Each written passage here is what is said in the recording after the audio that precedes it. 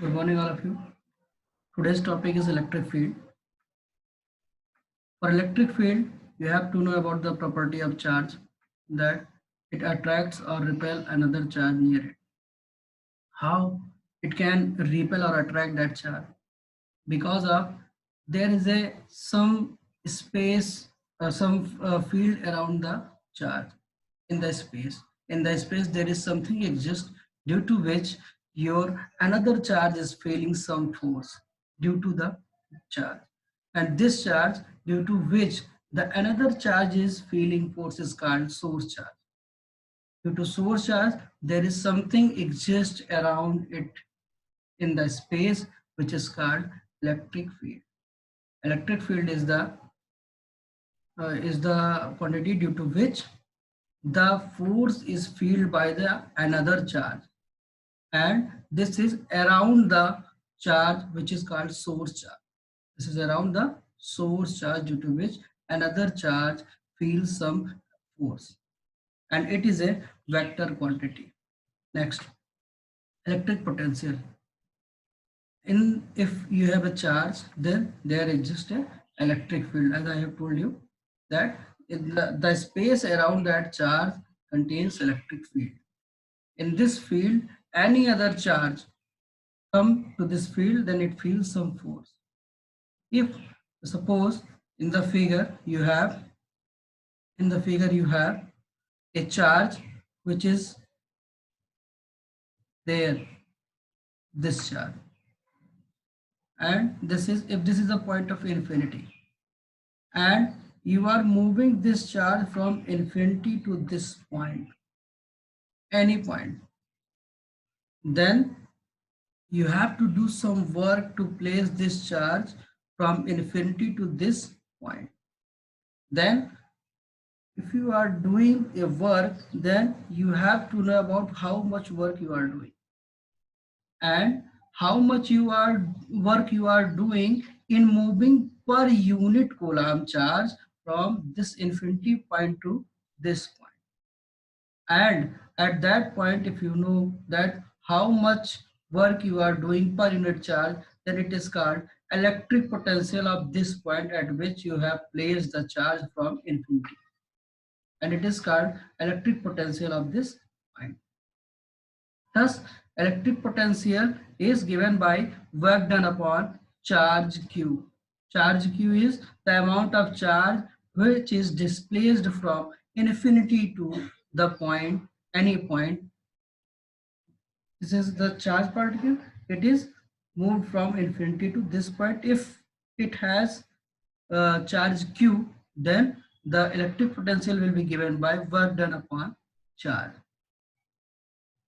Now, if you are moving this charge from this point to this point, and you are moving this charge from this point to this point, then you have to do different work. If you are moving this charge from infinity to this point, and you have to move this charge from this point to this point, then you will do different work. And if you are doing different work, then this means the potential of this point and the potential of this point are different. And if the potential are different, then if we want to place this charge from this point to this point, then we have to do work equal to the difference of these 2 points per unit coulomb, and this is called electric potential difference. And this is called electric potential difference. The difference between potentials of this point and this point is called electric potential difference. If the potential of this point is VA and the potential of this point is VB, then electric potential difference VA minus VB is equal to VAB, which is equal to work done in displacing this charge from point A to B upon charge Q. जिस charge को आप displace करेंगे उस charge के amount के बराबर होगा आपका Q, और जिस A से B तक मूव कराने में जितना आपने कार्य किया है उसका दोनों का अनुपात, कार्य का और चार्ज का अनुपात क्या कहलाएगा? आपका पोटेंशियल डिफरेंस। और ये क्या है? एक स्केलर क्वांटिटी है। ऐसी क्वांटिटी है स्केलर्स का मतलब क्या है? इसमें केवल मैग्नीट्यूड होगा, डायरेक्शन नहीं होगा। और आप यहाँ पे जैसे डेफिनेशन में भी देख सकते हैं, this is the amount of work done in bringing a unit positive charge from one point two another point in an electric field. Unit point charge positive charge क्यों कहा गया? यूनिट पॉजिटिव चार्ज इसलिए कहा गया क्योंकि अगर आप unit यहाँ पे Q बराबर 1 रख दें तो आपको वर्क डन क्या मिलेगा? W। और यही वर्क डन W किसके बराबर होगा? पोटेंशियल डिफरेंस की। इसलिए डेफिनेशन के को कन्वीनियंट बनाने के लिए हमने क्या किया? चार्ज को यूनिट पॉजिटिव मान लिया। ठीक है, इसमें आप ये जो आपका इलेक्ट्रिक पोटेंशियल डिफरेंस है, इसकी यूनिट क्या है? वोल्ट। इसको किसके नाम पे रखा गया? अलेजेंड्रो वोल्टा के नाम। ये इटालियन फिजिसिस्ट थे। ठीक है, और यहाँ से हम 1 वोल्ट की भी डेफिनेशन दे सकते हैं। कैसे? अगर हम यहाँ पर जो हमारा पहले ये एक प्रश्न है, Va minus Vb is equal to Vab is equal to W upon Q. If W is equal to 1 joule and charge Q is equal to 1 coulomb, then your potential difference will be 1 volt.